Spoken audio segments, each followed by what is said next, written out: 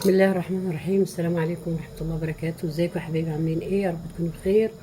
مساء الخير والورد والفل والياسمين عليكم اذا كنا بالليل، ولو بالنهار صباح العسل والفل والورد والياسمين على كل متابعيني وكل حبايبي. هعمل لكم النهارده مخلل اللفت. طبعا اللفت مالي السوق، وهو بعد الدنيا بتمطر وينزل الشتاء عليه بيحلو. فانا جبت كمية كده من السوق. طبعا انا في كبير وفي صغير، يعني في صغير اهوت وفي الكبير. انا هبدأ بالكبير طبعا. لو انت في ناس بتخلي ده بحاله، يعني زي ما هو كده وبتقطعوش، لو عايزاه يعيش عندك فترة كبيرة. لكن انا هحاول اقطع دول. ما شاء الله يعني شكله ال- اللفت ده على فكرة مغذي جدا. في ناس، في شعوب بتطبخه، يعني بتعمل له طماطم وصلصة وبتاع وبتطبخه زيه زي البطاطس بالظبط. فانا هقطعه كلته كده بالطريقه دي، الكبير كله، عشان يبقى شكله حلو يعني في التخليل. واصلا لونه كمان بيدي، يعني بيدي ايه، لون حلو شفت جميله ازاي. هقطعه كله وارجع لكم. انا قطعته كله. هبدا ايه، ارصه في البرطمان. هخلي الحته اللي هي التقيله دي تحت.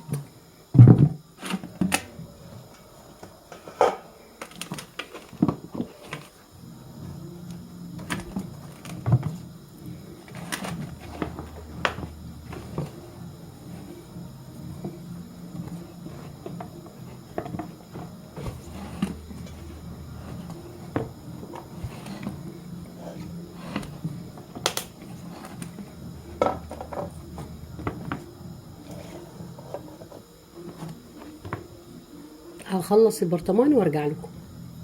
طبعا انا محضره بنجر اهوت. هحاول بقى ان انا ايه، احط بقى كده كام شريحه كده.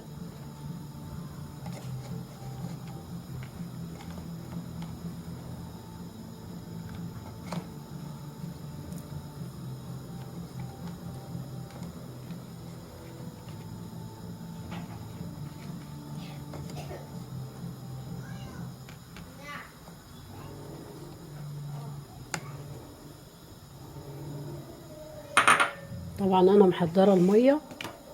هنشيل بقى البرطمان كده على جنب. انا محضره ميه من الفلتر. الميه دي من الفلتر.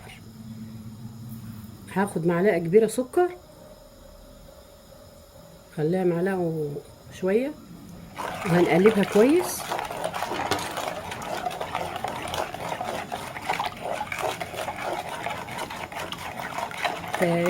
تحاولي ان انت تقلبي الملح قبل ما تحطي الملح. تقلبي السكر قبل ما تحطي الملح. طبعا انا عندي هنا نص كوبايه خل، هحطها في البرطمان في الاول كده قبل اي حاجه.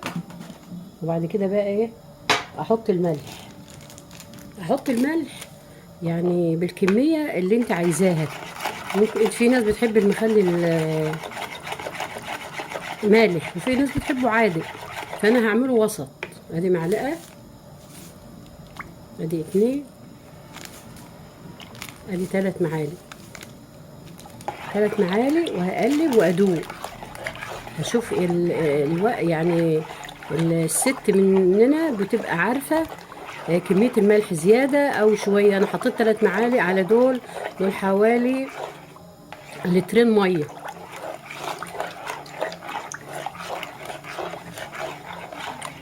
انا هدوق.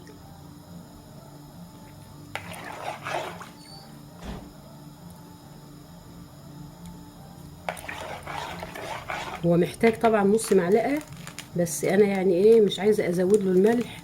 نص معلقه بس.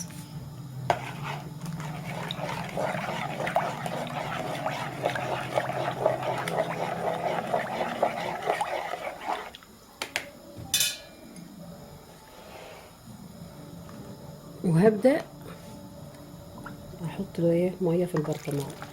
اول ما بتحط الميه بتحس ان الميه لونها اتغير. البنجر على طول بيعمل مفعول على طول ما شاء الله. بتبقى الميه بتاعته زي ميه شربات الورد، شكلها جميل وبتدي لون جميل قوي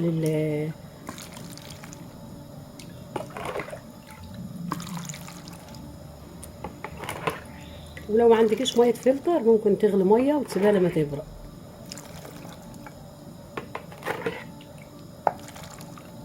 هو بالظبط كده ايه على قد البرطمان.